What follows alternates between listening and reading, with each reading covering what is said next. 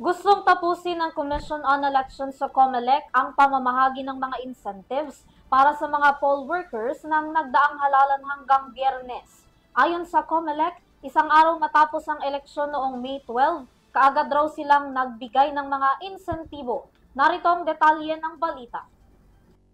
Target ng Commission on Elections sa COMELEC na matapos hanggang ngayong linggo ang pagbibigay ng honoraria sa mga guro at iba pang poll workers na nagsilbi sa katatapos lang na 2025 national and local election. Ayon sa Department of Budget and Management o DBM, higit sa 749,000 ang dapat na makatanggap ng service pay kung saan karamihan sa mga ito ay guro. Sabi ng komisyon, sa ibang mga rehiyon halos 100% nang nakumpleto ang pagbibigay ng allowance habang ang iba ay lampas kalahating porsyento na rin.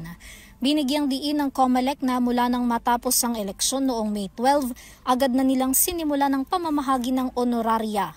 Sa loob din daw ng 15 days kailangang matapos ang pamamahagi kaya't mahaba-haba pa raw ang araw. Gayunpaman, nais na nila sana itong matapos lahat hanggang Biyernes. Matatandaan na mula sa dating 10,000 pesos na honoraria na kanilang makukuha, pinagdagdagan ito ni Pangulong Ferdinand Marcos Jr. ng 2,000 pesos na across-the-board allowance. Bukod pa dyan ang kaka-aproba lang din na 1,000 pesos, kaya naman magiging 13,000 na sa kabuuan ang dapat na matanggap ng mga ito depende sa posisyon ng isang poll workers.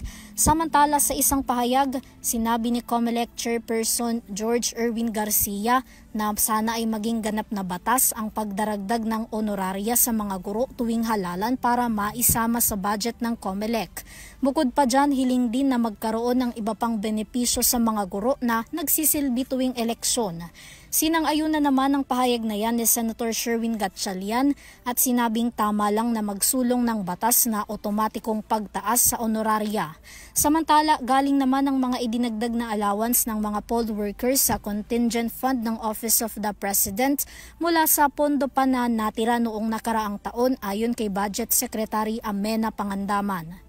Para sa EuroTV News, Vanessa Cleofas sumasaludo sa bawat Pilipino.